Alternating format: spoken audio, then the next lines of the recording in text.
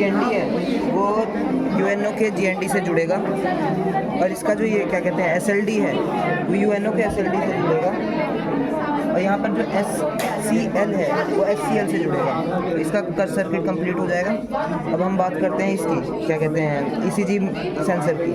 ECG sensor के जो GND है वो इसके GND से जुड़ेगा, और दूसरा जुड़ेगा 5A से, और तीसरा जुड़ेगा 4A से। उसके बाद ये रीडिंग दिखाना शुरू कर देगा, और जो इसके क्या कहते हैं डिस्प्ले का जो सर्किट है वो गया है GND में, 5 में और 4 में। बस इसी से ये है इसी का बेसिकली मिनट जो होता है तेज बोले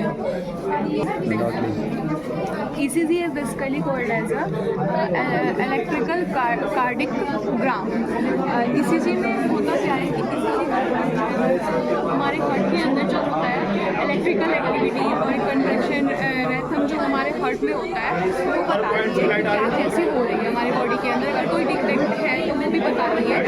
जो इसको का यूज़ करते हैं मतलब ये डॉक्टर रिकमेंडेड करते हैं जब हमारे चेस्ट में पेन होती है, चेस्ट में पेन होती है, सांस लेने में दिक्कत आती है, तो डॉक्टर को हमें सलाह देते हैं, जो हेल्थ केयर होते हैं वो हमें सलाह देते हैं कि ECG का टेस्ट करवाना चाहिए।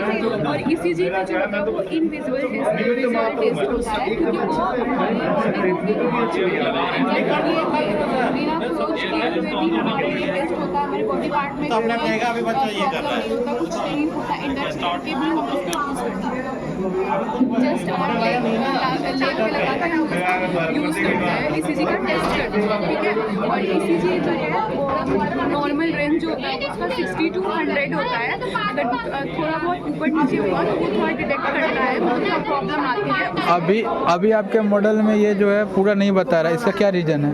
इसका ये रीज़न है ना कि ये हमारा ओपन सर्किट है। ओपन सर्किट होने के साथ साथ ये लोकल सामान भी है जो हमारा उतना अच्छे से परफॉर्म नहीं कर पा रहा है, इसी वजह से हमारा वो थोड़ा डिटेक्ट कर रहा है। अगर आने वाले टाइम में यूनिवर्सिटी आपका साथ दे कि ये वाले जो प्रोजेक्ट को आगे करने के लिए, तो आप करोगे और कर सकते हो, और क्योंकि हमारा ये हो चुका है, अभी तो फर्स्ट ईयर है, सेकेंड ईयर से हम अगर यूनिवर्सिटी चाहिए तो हम काम कर सकते हैं इसके ऊपर। हमारा ये जो है वो SpO2 का सेंसर है जो हमारे बॉडी के अंदर ऑक्सीजनेटेड ब्लड और डीऑक्सीजनेटेड ब्लड का परसेंटेज निकाल के हमें बता रहा है कि हमारी बॉडी के अंदर कितना ऑक्सीजन लगा हुआ है। हमारे डॉक्टर के पास जो होता है वो पल्स ऑक्सीमीटर का जो पिन होता है, वो जो मशीन होता है, वो हमारे उसमें एडेप्टर और डिटेक्टर दोनों होता है। हमारे बताते हैं, और ये पल्स के द्वारा ये बताता है कि हमारी बॉडी में कितना ऑक्सीजनेटेड ब्लड है और डीऑक्सीजनेटेड ब्लड है। जो है ना यहाँ पे हम अपना उंगली डाल रहे हैं, सेंसर जो है वो वर्क करके हमारे बॉडी में बता रहा है कि बॉडी में कितना ऑक्सीजनेटेड ब्लड है और डीऑक्सीजनेटेड ब्लड है, ये बता रही है हमारी सेंसर।